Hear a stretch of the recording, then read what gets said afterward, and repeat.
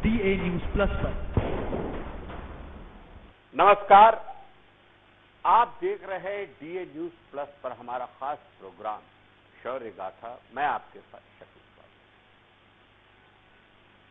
शहीदों की मज़ारों पर लगेंगे हर बरस मेले, वतन पे मरने वालों का यही बाकी निशान होगा। ये जब कोई क्रांति पथ पर शहीद हो जाता है, बलिदान हो जाता है, तो वो व्यक्ति नहीं रहता, खुद ब खुद क्रांति हो जाता है। राष्ट्र के लिए प्राण देने वाला स्वयं राष्ट्र हो जाता है, ऐसा लगता है।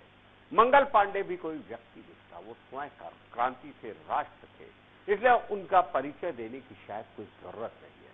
मंगल पांडे भारतवर्ष के माथे पर लगा वो रक्त तिलक है जो बलिदान होकर भी पूरी दुनिया को अमर होना सिखाता है।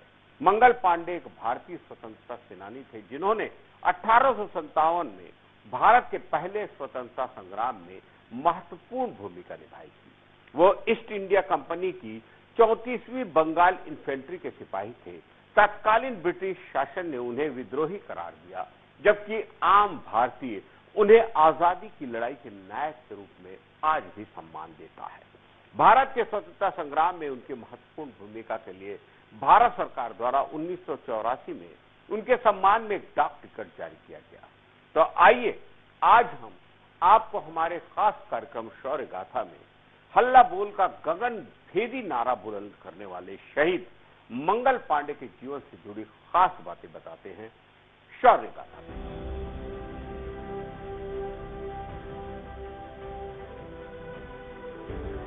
मंगल पांडे का जन्म उत्तर प्रदेश के बलिया जिले में 19 जुलाई 1827 को हुआ था। उनके गांव का नाम नगवा है और उनका जन्म ब्राह्मण परिवार में हुआ था। मंगल पांडे के पिता का नाम दिवाकर पांडे था। मंगल पांडे का महज 22 वर्ष की उम्र में ईस्ट इंडिया कंपनी की सेना में चयन हो गया था। वह बंगाल नेटिव इन्फेंट्री की 34वीं बटालियन में शामिल हुए थे। इस बटालियन में अधिक संख्या में ब्राह्मणों की भर्ती होती थी, जिस वजह से उनका चयन हुआ था। कहते हैं कि अंत ही आरंभ है और मंगल पांडे के जीवन का अंत ही स्वाधीनता संग्राम का आरंभ था। और सन 1857 का विद्रोह की शुरुआत तो सिर्फ एक बंदूक की गोली की वजह से हुआ था, लेकिन इसका परिणाम ऐसा होगा कि आज़ादी मिलने तक जारी रहेगा, ये किसी ने नहीं सोचा था। बहुत ही कम समय में ये क्रांति मेरठ, दिल्ली, कानपुर, बरेली, झांसी और अवध होते हुए पूरे देश में जंगल की आग की तरह फैल गई और इसने जन क्रांति का रूप ले लिया। सबकी जुबान पर क्रांतिकारी मंगल पांडे का ही नारा था, मारो फिरंगियों को। इस क्रांति की धमक इतनी व्यापक थी कि भारत सहित ब्रिटिश ताज भी इसके थर्रा उठा था। मंगल पांडे 22 वर्ष की आयु में 1849 में ईस्ट इंडिया कंपनी बंगाल की सेना में शामिल हुए थे। अंग्रेजी शासन ने अपने इस बटालियन को एनफील्ड राइफल दी थी। इसका निशाना अचूक था। इस बंदूक में गोली भरने की प्रक्रिया काफी पुरानी थी। इसमें गोली भरने के लिए कारतूस को दांतों से खोलना होता था और मंगल पांडे ने इसका विरोध कर दिया था, क्योंकि ऐसी बात फैल चुकी थी कि इस कारतूस में गाय और सूअर के मांस का उपयोग किया जा रहा है। भारतीय सैनिकों के बीच ये आम राय भी बन गई थी कि अंग्रेजों ने ऐसा जानबूझकर भारतीय सैनिकों को नीचा दिखाने के लिए किया है। इसके पीछे एक कहानी और भी थी। Lieutenant J.A. राइट ने मंगल पांडे के मुकदमे में गवाही देते हुए इसका जिक्र किया था। एक बार एक निम्न जाति के खलासी ने एक ब्राह्मण सिपाही के लोटे से पानी पीने की इच्छा प्रकट की। उस सिपाही ने ये कहते हुए उसे पानी पिलवाने से इनकार कर दिया कि इससे उसका लोटा दूषित हो जाएगा। इस पर उस निम्न जाति के व्यक्ति ने जवाब दिया, जल्द ही तुम्हारी जाति का अस्तित्व ही नहीं रहेगा, क्योंकि तुम्हें सूअर और गाय की चर्बी से बने कारतूसों को काटना पड़ेगा। जल्द ही ये खबर आग की तरह फैल गई थी। सरकार उनकी जाति और धर्म को नष्ट करने पर आमादा है। मंगल पांडे का विद्रोह अंग्रेजी हुकूमत को पसंद नहीं आया और उन्हें गिरफ्तार कर लिया गया। 2 फरवरी 1857 को बैरकपुर में शाम की परेड के दौरान 2nd नेटिव इन्फेंट्री के सिपाहियों ने एनफील्ड राइफल में इस्तेमाल किए जा रहे कारतूसों के प्रति अपनी असहमति दिखाई। गोरे अफसरों के प्रति वफादार सैनिकों ने इसकी मुखबरी करते हुए उन्हें खबर दी कि भारतीय सैनिक रात में मिलकर अंग्रेज अफसरों को मारने की योजना बना रहे हैं। सबसे गंभीर विरोध बुरहानपुर में तैनात 19 नेटिव इन्फेंट्री के सैनिकों की तरफ से आया था। जब उन्होंने नए कारतूसों का इस्तेमाल करने से इनकार कर दिया तो उनके विरोध पर काबू पाने के लिए अंग्रेजों को अपने तोपखानों को खुलवाना पड़ा।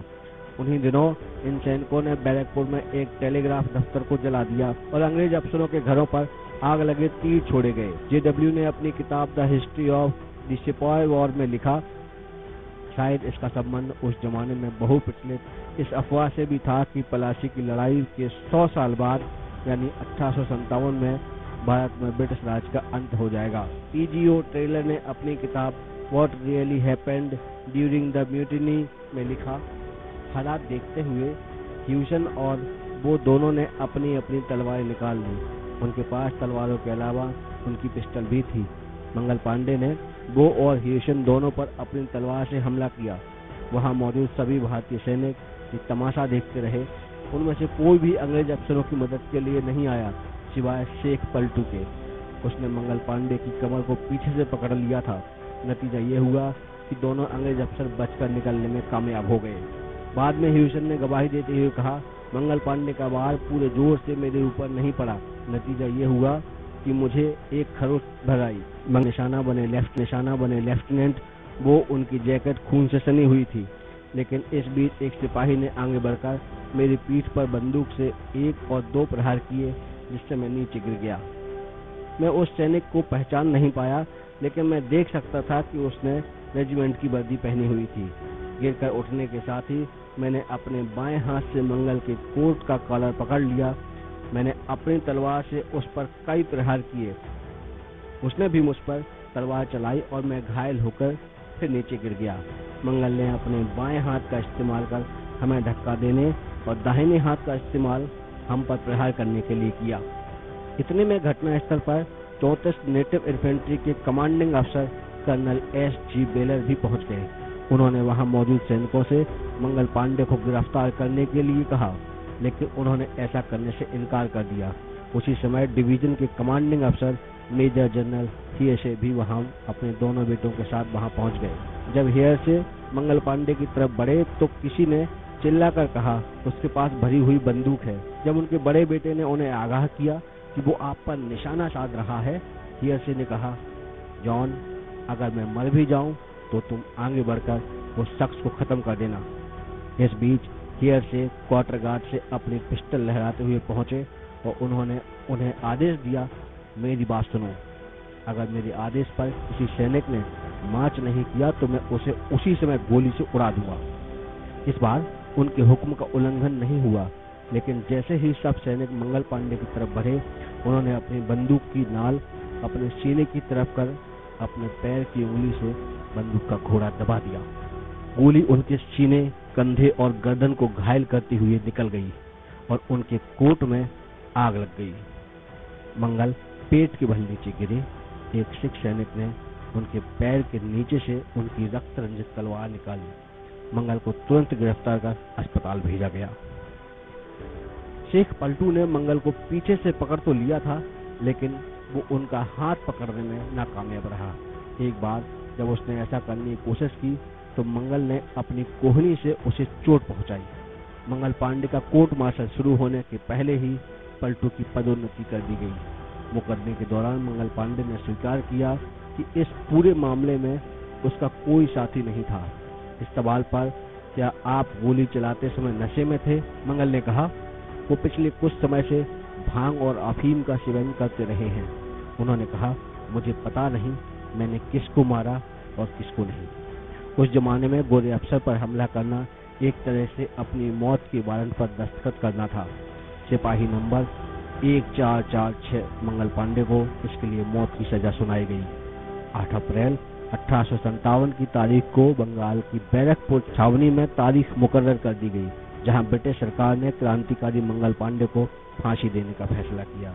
छावनी के बाकी भारतीय सैनिकों में खौफ पैदा करने के लिए अंग्रेजों ने मंगल पांडे को बटालियन के बाकी सैनिकों के सामने खुलेआम फांसी देने का निर्णय किया। छावनी के बीचों बीच मैदान में फांसी का फंदा लटक रहा है। आसपास बड़ी संख्या में भारतीय सैनिक खड़े हुए हैं। बंदूकों से लैस अंग्रेज सिपाही चारों ओर पहरा दे रहे हैं। सांस को छोड़कर किसी को भी आने जाने की कोई आज्ञा नहीं थी। तब इस सन्नाटे को तोड़ते हुए हथकड़ियों और बेड़ियों में जकड़े हुए महान क्रांतिकारी मंगल पांडे को फांसी के फंदे तक लाया जाता है। मंगल पांडे पहले मुस्कुराते हुए चारों ओर देखते हैं। सारे सैनिक सर झुकाए खड़े थे। सब कुछ शांत था। बस जेलर की उस घड़ी को छोड़कर जो टिक टिक के साथ मंगल को राष्ट्र को बलिदान होने की ओर आगे बढ़ रही थी। जेलर के डेथ वारंट पढ़ते ही मंगल पांडे ने हल्ला बोल का गगनभेदी नारा लगाया और फिर वे फांसी के फंदे पर झूल गए। सब कुछ शांत था।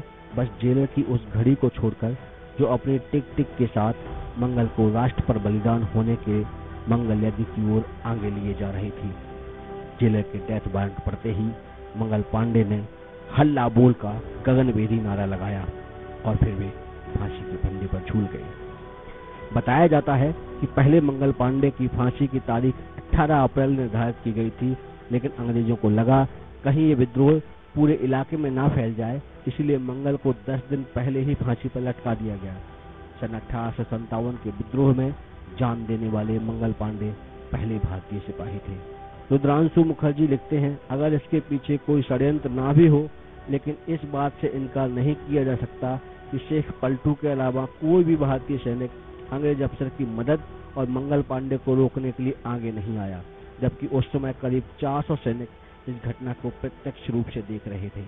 जब सार्जेंट मेजर ने वहां मौजूद जमादार ईश्वरी प्रसाद से पूछा, मंगल को अब तक क्यों नहीं गिरफ्तार किया गया, उसका जवाब था, मैं क्या कर सकता हूँ, लाचार था। उनके इस कथन के कई अर्थ लगाए जा सकते हैं। नंबर 1 कि वो भी इस योजना में मिले हुए थे। दूसरे, वो चाहते थे कि सभी गोरे अफसर घटना स्थल पर पहुंच जाएं, और तीसरे, उन्हें पता था कि मंगल पांडे को बाकी सैनिकों का समर्थन मिला हुआ था और उन पर नियंत्रण पाना आसान नहीं होगा। अंग्रेजों ने उनकी लाचार होने की दलील को भी नहीं माना, लिहाजा जमादार ईश्वरी प्रसाद को भी 21 अप्रैल 1857 को फांसी पर चढ़ा दिया गया। इस संभावना से इनकार नहीं किया जा सकता कि मंगल पांडे को वहां मौजूद भारतीय सैनिकों का समर्थन हासिल था। वहां बड़ी संख्या में सैनिक मौजूद थे, लेकिन उनमें कोई भी अनुशासन बनाए रखने के नाम पर अंग्रेजों की मदद के लिए आगे नहीं आया।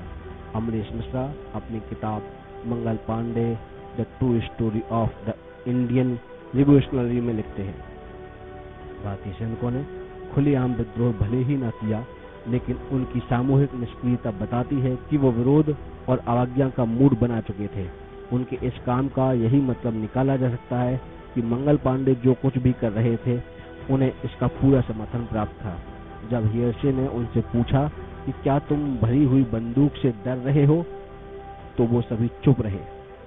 ये भी नहीं भूलना चाहिए कि एक अज्ञात सैनिक ने हियर्सन पर अपनी बंदूक की बट से प्रहार किया था।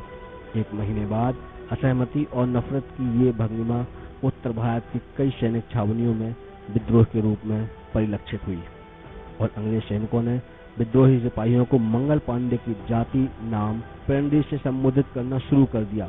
मंगल पांडे की मौत पर कलकत्ता से पटना तक पूरे गंगा के दोआब में शोक मनाया गया।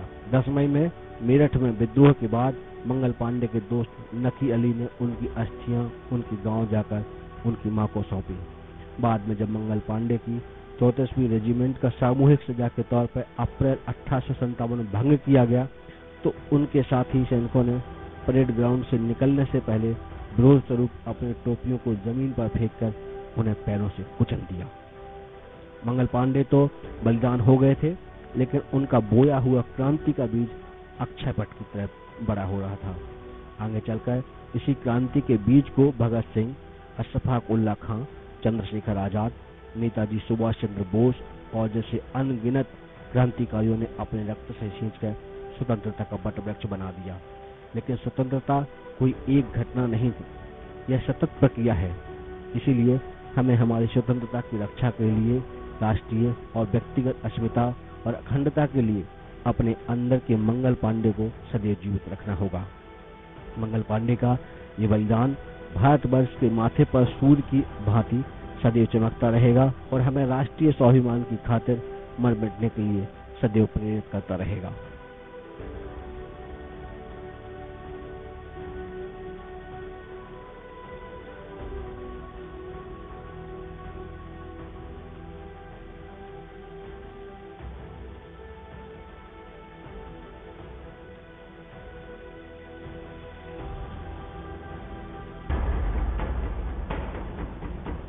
है पग पग पर तेरी छाप छिपी, हो कहां अमर तुम मतवाले, कहीं रक्त गिरा कहीं शीश कटे, फिर भी ना डिगे तुम हटवाले। तुम स्याह समेटे बैठे थे अपने जीवन के हर पल में, तुम थे तभी ये उजियारे आज हमारे आंगन में। जीवन अर्पण कर तुमने जो इस पुण्य धरा को पाला है, हर रोम रोम उपकार भरा है, ऋणी देश भी सारा है। शौर्य साहस समर्पण और बलिदान की वो अमिट वीर गाथाएं देखिए सिर्फ हमारे चैनल DA News Plus पर।